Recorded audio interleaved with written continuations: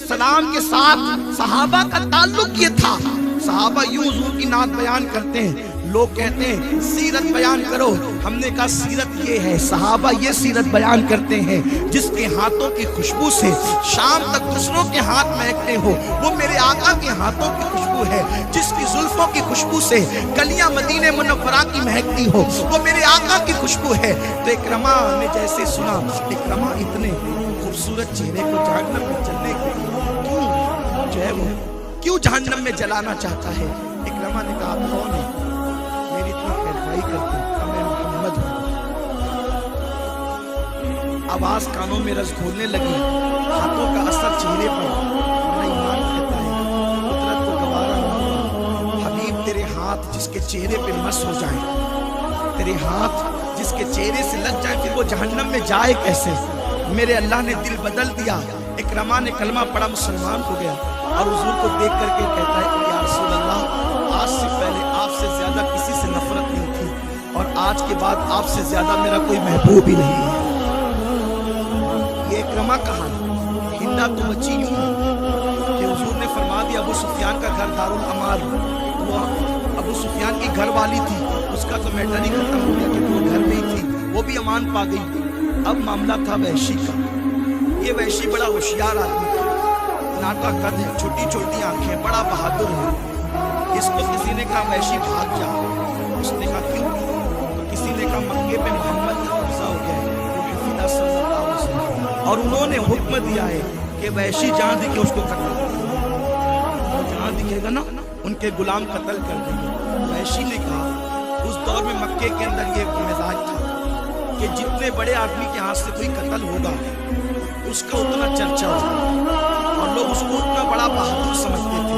उसने कहा मोहम्मद के गुलामों के हाथ से कत्ल होने से बेहतर है कि मैं उन्हीं के हाथों ना कत्ल हो जाऊं, उन्हीं के हाथ से कत्ल हो जाऊंगा तो चर्चा रहेगा कि वहशी इतने बड़े आदमी के हाथ से कत्ल हुआ। ये सब को छोड़ छाड़ कर आया हुजूर की बारगाह में।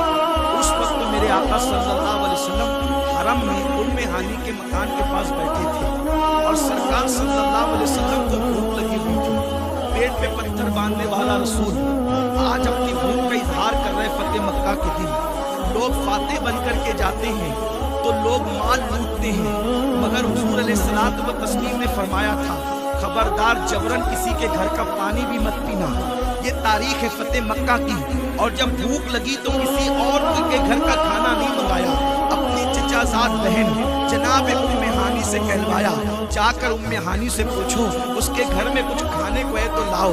उम्मे हानी ने रोते हुए चंद रोटी के टुकड़े ये कह करके दिए कि कई दिन के सूखे टुकड़े मेरे घर बचे हुए हैं और मेरे पास इसके सिवा कुछ नहीं है, हुजूर की बारगाह में यही पेश कर दें। तो फातह मक्का अल्लाह का हबीब कौनैन का वाली जिसकी शान ये है आसमा खान समी खान समाना मेहमान साहिबे खाना लक़ब किसका है तेरा तेरा, वो रसूल फतेह मक्का के दिन सूखे टुकड़े चबा चबा कर खा रहे हैं। सहाबा की आंखों में आंसू है, कैसर और किस्रा के ताजदार को नाज़ो नेमत के साथ जिंदगी गुजारे और इमामुल अंबिया सूखे टुकड़े फतेह मक्का के दिन जो है वो खा रहे हो।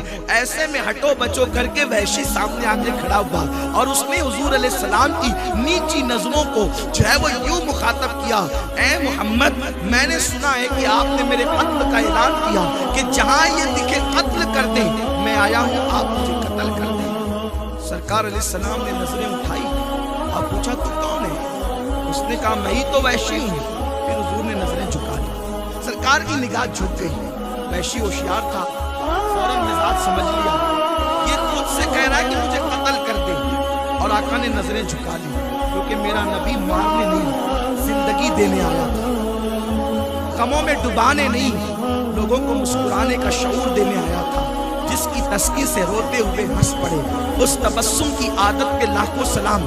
हुजूर की नजरें झुक गई, उसने फौरन कहा ऐ मोहम्मद क्या आप मुझे माफ नहीं कर सकते?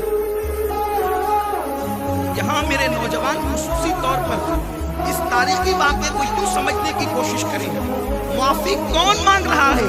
हमजा का कातिल, सिर्फ कातिल नहीं, कत्ल करने के बाद शहीद करने के बाद उसने कान भी काटे थे, उंगलियां भी काटी थी, होठ भी काटे थे, जबान भी काटी थी और उसको जो है एक औरत की کے ذریعے سے رسی میں پرو کر اس عورت کے گلے میں زیور کی شکل میں ڈالنے والا یہ شخص تھا، اور اسی کے بدلے یہ آزاد ہوا، مالا مال ہوا، اور اب وہ کھڑا ہے۔ حضور اپنی ماں کے وصال پر اتنا نہ روئے جتنا حضرت حمزہ کی شہادت پر روئے تھے۔